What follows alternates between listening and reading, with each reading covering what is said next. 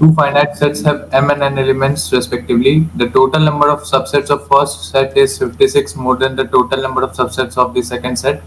तो The value of m and n respectively are. दो finite sets हैं आपके ए एंड बी मान लो आप, तो एन ए ये कितना दिया है बेटा आपको, एम एन बी एन, ठीक है।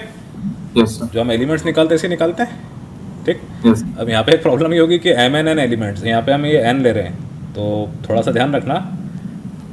अगर आप चाहो तो इसको ऐसे लिख लेना, N A N B, confusion ना रहे, है ना। यहाँ आप लिख देना कि एन डिनोट्स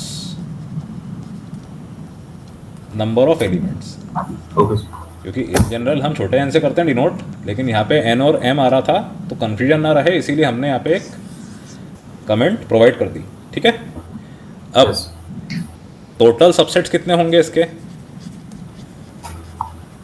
जितने एलिमेंट्स हैं वो 2 की Yes. पावर में, इसके कितने होंगे, जितने एलिमेंट्स है उसके 2 की पावर. वो 2 की पावर में। अब the total number of subsets of first set is 56 more than the total number of subsets of the second set. मतलब 2 टू द पावर m जो है 2 टू द पावर n से 50 से ज़्यादा है। उससे ज्यादा है.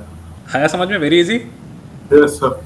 यहाँ पे जो ये इज है ये है आपका इज इक्वल्स टू, इसके पहले क्या लिखा है, total number of subsets of the first set, तो पहला सेट हमने ये लिया था, इसके सबसेट ये हो गए। इसके बाद क्या लिखा है 56 मोर, तो प्लस 56 किससे, दूसरे वाले सेट के सबसेट से। Yes. आया समझ में। Yes sir. बस अब आपको एम और एन निकालना है, यही है इसमें ट्रिकी पार्ट, बाकी बहुत ईजी है। 2 to the power m minus 2 to the power n is equal to 56। अब इसका बहुत सिंपल तरीका है, आप खुद देखना। यहाँ पर एक चीज़ आप ये देखो अमन कि 2 to the power m 2 to the power n से बड़ा है, Yes sir. ये हमें मालूम पड़ रहा है, Yes. तो ही जाके 56 एलिमेंट्स इसमें ज़्यादा है ना Yes sir. इससे।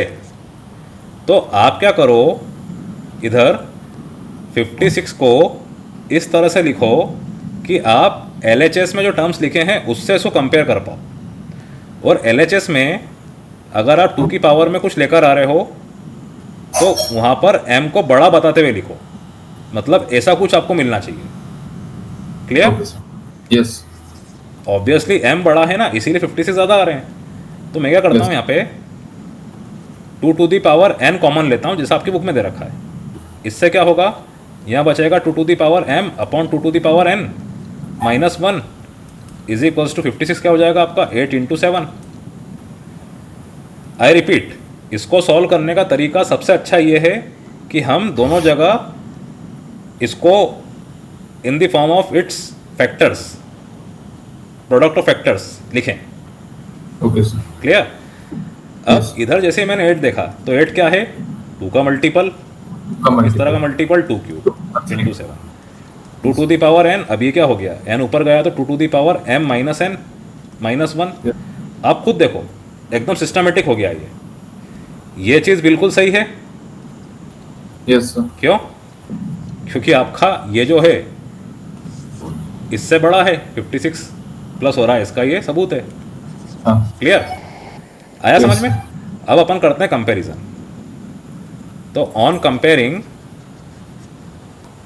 We will get 2 to the power n is equals to 2 cube, 2 cube. तो n इज इक्वल्स टू 3, और 2 to the power m minus n minus 1 is equals to 7, so 2 to the power m minus n is equals to 8, so 2 to the power m minus 3 is equals to 2 cube again.